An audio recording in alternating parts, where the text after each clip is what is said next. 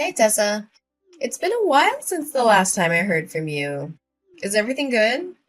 I'm so sorry I didn't have time to text and call you as often as I used to. I'm a famous writer now and I've been swamped with interviews and book signings. Ugh. I hope you didn't take it too personal and forgive my carelessness. Hi, Heather. Yes, things are going well, as usual. In fact, nothing much has changed since the last time I moved out of the house, actually. I'm surprised you brought that up. Are you still holding a grudge against me for marrying your ex-husband? It's been years, sis.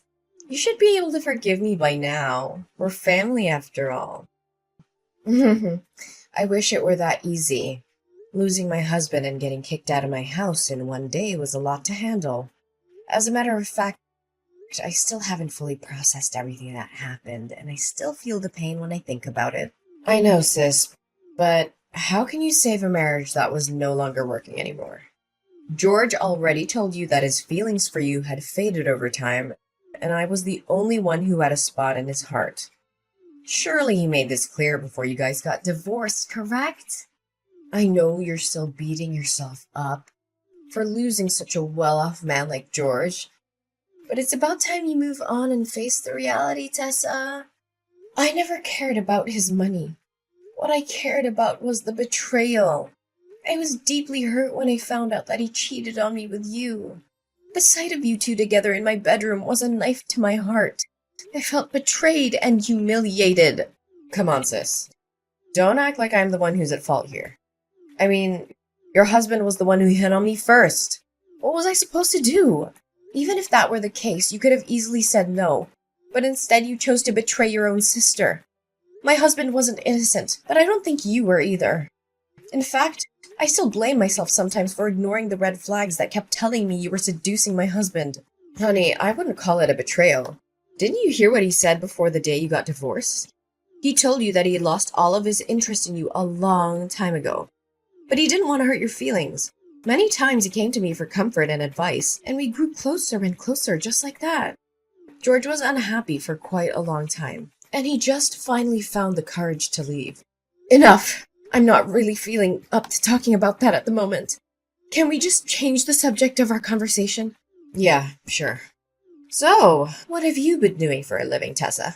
Still trying to make it as a full-time freelance artist? I already told you a million times, your paintings suck.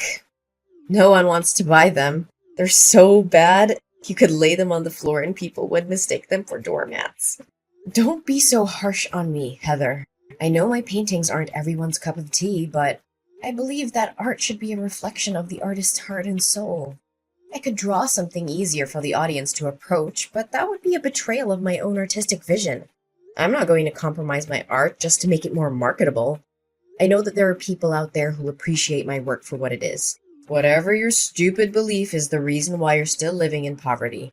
For me, money comes first. And it's all about creating things that people will like. Just look at me and my best-selling book, The Power of Marriage. Sold over 200,000 copies and generated more than $1.6 million last year. Can you believe it?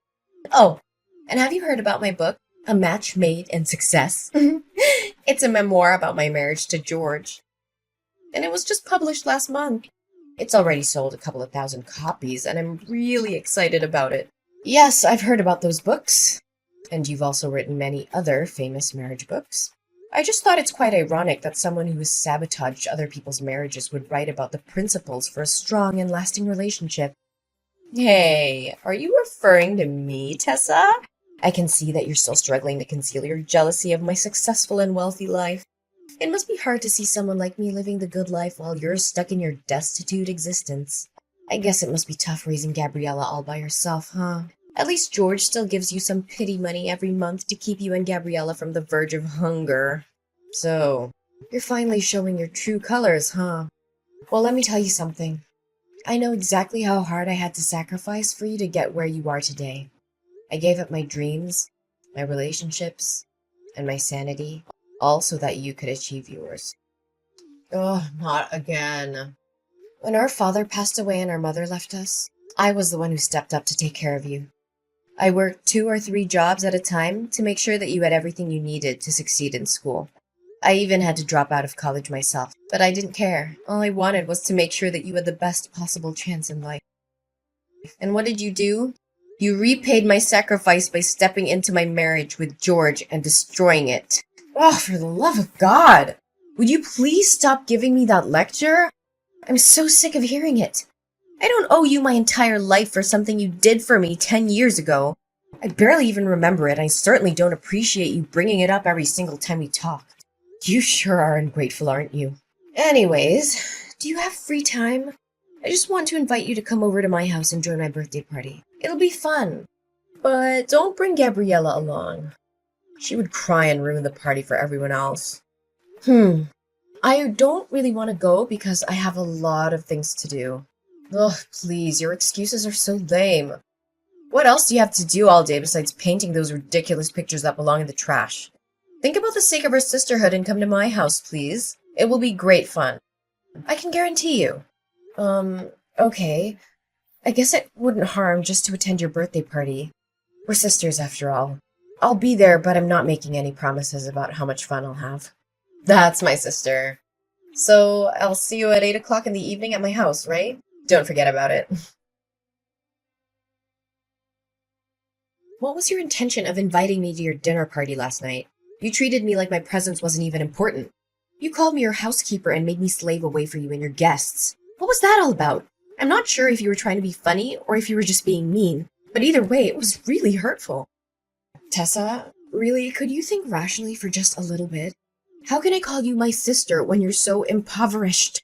I mean, judging by the way you dressed yesterday, I can only guess those outdated garments were bought at a thrift store or a garage sale. It's embarrassing to be seen with you in public. You don't even deserve to be my housekeeper. What? How can you say that about your own sister? Are appearance and money truly that important? What else could be more important? I mean, look at how my friends dress and look. They're all from wealthy families, have high social status, or are celebrities. If I claimed you as my sister, they'd laugh at me in my face and then shun me. You wouldn't want that to happen to your own sister, would you? But why didn't you give me a heads up? Instead, you made me a laughingstock in front of your friends. Well, it's not like you would find anything more decent to wear even if I told you about my friends in advance. But thanks for coming anyway. You were very helpful at cleaning after the party. I was so concerned because my current housekeeper asked for a sick leave and I couldn't find anyone better to replace her. So you called me up just so I could do the work for your housekeeper? Well, I'm not surprised by your actions anymore. After all, you've already stolen my husband and belittled my chosen profession. What else couldn't you possibly do to hurt me? One thing I'm a little concerned for you, though. Concerned for me? Why would you be concerned for me? I have everything I could ever want. I'm at the top of my career, I own your former house and your wealthy ex-husband, and I'm living the best life imaginable. What could possibly be wrong? Well, I'm just interested to see how the audience will react when they find out that your marriage is not as perfect as it seems. Will they be disappointed? Will they be shocked? I can't tell for sure. What do you mean when saying that my marriage isn't perfect? We are both incredibly successful people. I'm a world-renowned writer, and George is a household name who earns over $500,000 per year. What could possibly go wrong with my marriage? Well, I'm not trying to be nosy, but I found out yesterday that you and George are sleeping in separate rooms. I don't have to be a psychologist to know that sleeping apart can be a sign of troubled marriage, or even a marriage that's on the verge of dying. Am I correct about that? What? How dare you break into my room without my permission? I'm sure you were looking for something to take from my house. What? I may have some financial problems, but I'm certainly not a thief. You were the one who told me to clean the entire house before the guests arrived, remember? I only did what you asked me to do. Oh yeah, I told you that. But it's understandable that every marriage has its ups and downs. My marriage with George is no exception. We've had a few arguments lately and we're not talking to each other right now. But that doesn't mean our marriage is on the verge of dying like you said. The condition of the master bedroom is a clear indication that it hasn't been used in a long time. The air is stale and musty, the floor is covered with a thick layer of dust, and there are cobwebs in the corners. The windows are also smudged with dirt. Just admit it, you and George weren't sleeping together for years. Why do you have to keep pretending that you have a happy marriage? We both know that's not the case. You're not fooling anyone. It's my family business. Don't stick your nose into it.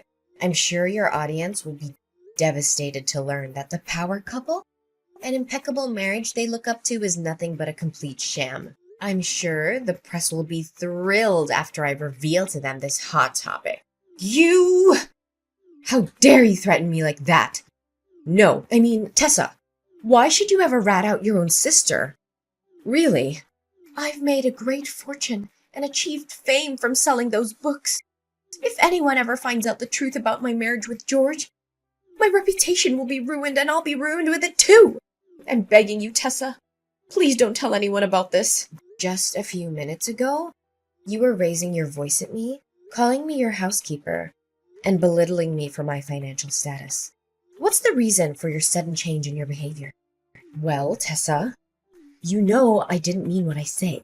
In fact, you already knew that I'm a person who always speaks without thinking about the consequences of my words. Please, Tessa, just forgive me this one time. I'll swear I'll treat you better the next time we meet. You have my word. I don't know, Heather. You've done me wrong over and over again. I don't know if I can still put my trust in you after all of this. I know I messed up, and I'm so sorry for what I did. I know that it doesn't make it right, but I hope you can forgive me. You know that you're the only one I can count on. Other than you, I have no one else. Please, Tessa, spare me this time. Okay, I let you go this time, but I'm warning you, if you do this to me again, I'm done. I can't keep forgiving you for breaking my trust. Thank you, Tessa. I know that you're my dearest sister in the world, and you would never do anything to harm me. Tessa, are you there? I have something very important to talk to you about. Yeah, I'm here. What's up? I have something to ask you. It may sound a little strange, but just hear me out, okay? Sure, go ahead. I'll try to help you the best I could. Listen, can you let me borrow your daughter, Gabriella, for some time? The situation is urgent, and you can't say no to me. What? Borrow Gabriella? What do you need my daughter for? In fact, what are you even thinking? I know this is a lot to process all at once, but I had no other choice. Press has been hounding me with questions about my child with George. They've been asking when we're going to have a child, why we haven't had a child after 4 years of marriage, and even if I'm infertile. I've been bombarded with so many questions, and I finally felt like I had to defend myself. I had to tell them that we already have a child, but we've chosen to keep her out of the public eye. So now you want Gabriella to pretend to be your own child? That's only gonna worsen the situation. You can't cover one lie with more lies. You know that. But what could I do in that circumstance? Tell them that my marriage with George isn't fulfilled and happy as it looks on the surface? If the press found out about it, my life would be a complete disaster. I've worked so hard for my career. I built everything I have from the ground up. The fame, the money, the spotlight. Everything I own would dissipate in just a blink of an eye. How can I live with that? I don't know, Heather, but this is just too much. Gabriella is my daughter, and I love her more than anything in the world. I just can't hand her over to you like a merch. Oh, sister, don't make it sound so complicated. I'm just gonna borrow Gabriella for the press release of my upcoming book. After that, I'll let her back into your arms, safe and sound. In fact, after appearing at my press release as my daughter, Gabriella will become famous just like me. With her newfound fame, she'll be able to earn a lot of money and sign contracts with large brands. This will turn you and your daughter's destitute life into something that's worth living. Don't try to bait me with money. You know that I'm not a materialistic person like you. Besides, Gabriella doesn't need the kind of fame that is based on lies. She deserves to be famous for her own merits, not because of someone else's deception. I don't want her to end up like you, living a life that is based on falsehood and manipulation. I know, but at least help me out this time. If you still consider me your sister. Look, if you don't lend me a helping hand this time, my whole career and everything I put effort into will go down the drain. Do you actually have a heart to see everything I worked for get destroyed right in front of my eyes? Look, if you don't agree to my plan, then I have no reason to exist in this world anymore. What are you saying, Heather? Please don't think about doing anything stupid. You still have a whole life ahead waiting for you. Just divorce George and rebuild your happiness from scratch. You still have plenty of time. You're still young. Are you crazy?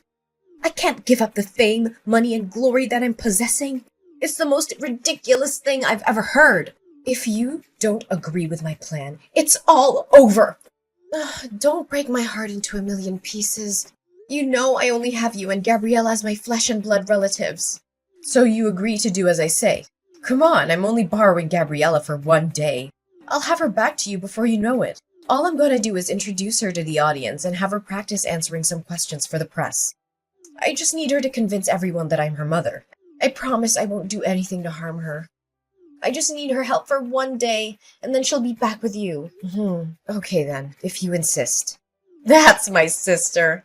I'd like to borrow her for tomorrow morning for my press release. It starts at 9 a.m., so I'll come to your house at 8 a.m. to pick her up.